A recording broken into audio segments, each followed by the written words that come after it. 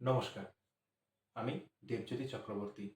আমার দেবজ্যোতি চক্রবর্তী এই ইউটিউব চ্যানেলে আপনাদের সবাইকে জানাই স্বাগতম। আশা করি আপনারা প্রত্যেকেই ভালো আছেন।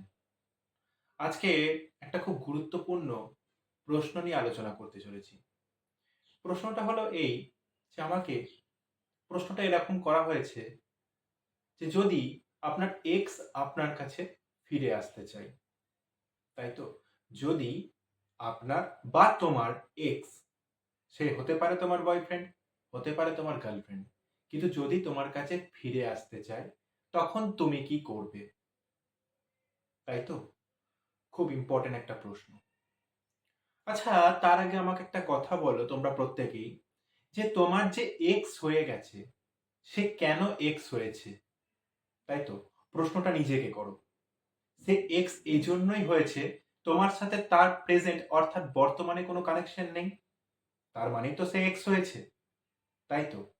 যদি তোমার সাথে তার বর্তমানে কোনো কানেকশন থাকতো তাহলে কি সে এক্স হতো?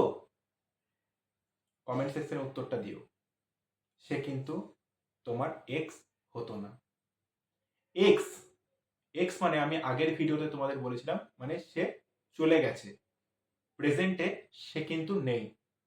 এবার প্রশ্ন যেটা করা হয়েছে যে এক্স যদি তোমার কাছে ফিরে আসতে চায়, তার আগে তোমাকে বুঝতে হবে যে তোমাদের এক্স যেটা হয়েছে অর্থাৎ তোমাদের একটা খুব ভালো রিলেশনশিপ ছিল, সেই রিলেশনশিপটা কোনো কারণবশত হয়তো ভেঙে গেছিল।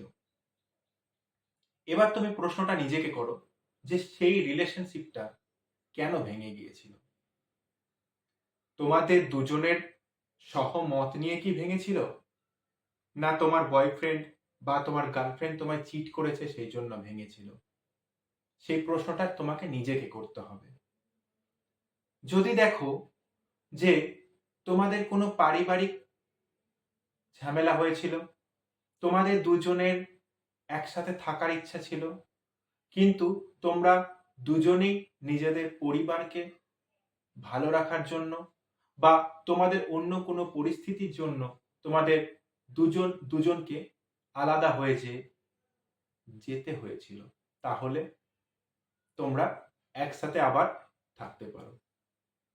কিন্তু যদি দেখো সেই মানুষটি হতে পারে তোমার বয়ফ্রেন্ড, হতে পারে তোমার গার্লফ্রেন্ড, সেই মানুষটি যদি তোমায় চিট করে তোমার কাছ থেকে দূরে সরে যায়, সেই মানুষটি যাকে তুমি এতটা ভালোবেসেছিলে, সেই মানুষটি যদি তোমায় ধোঁকা দিয়ে তোমার সাথে চিট করে যদি তোমার জায়গা থেকে সরে যায়, সেই মানুষটি যখন ফিরে আসতে চাইছে, তাহলে নিশ্চয় এটা তুমি ভেবে নেবে সেই মানুষটি পরবর্তী কারো কাছে ধোঁকা খেয়েছিল এবং তুমি তার কাছে অনেক বেশি ভালো ছিলে।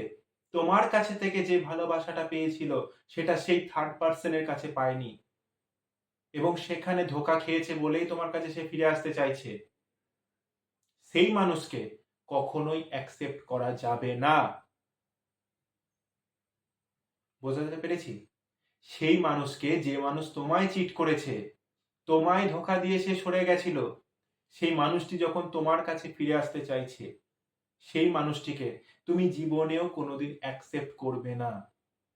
যদি তুমি সেই মানুষটিকে অ্যাকসেপ্ট করে নাও, হয়তো সে প্রচুর কান্নাকাটি করছে, হয়তো তোমাকে এটাও বলছে যে সে তার ভুল স্বীকার করছে, সবকিছু সে রিটার্ন করতে চাইছে, তবুও যে মানুষটা বিশ্বাস ভেঙে গেছিল, যে মানুষটা তোমায় একটু একটু করে ভাঙতে চেয়েছিল, সেই মানুষটিকে দ্বিতীয়বার সুযোগ দেওয়া যাবে না।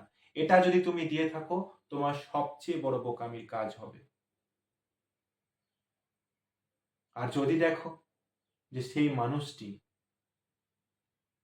কোনোদিন তোমায় চিট করেনি, তোমাদের কোনো একটা কারণবশত তোমরা আলাদা হয়ে গিয়েছিলে, তখন তোমরা চাইলে একসাথে তোমরা আবার নতুন করে শুরু করতে পারো।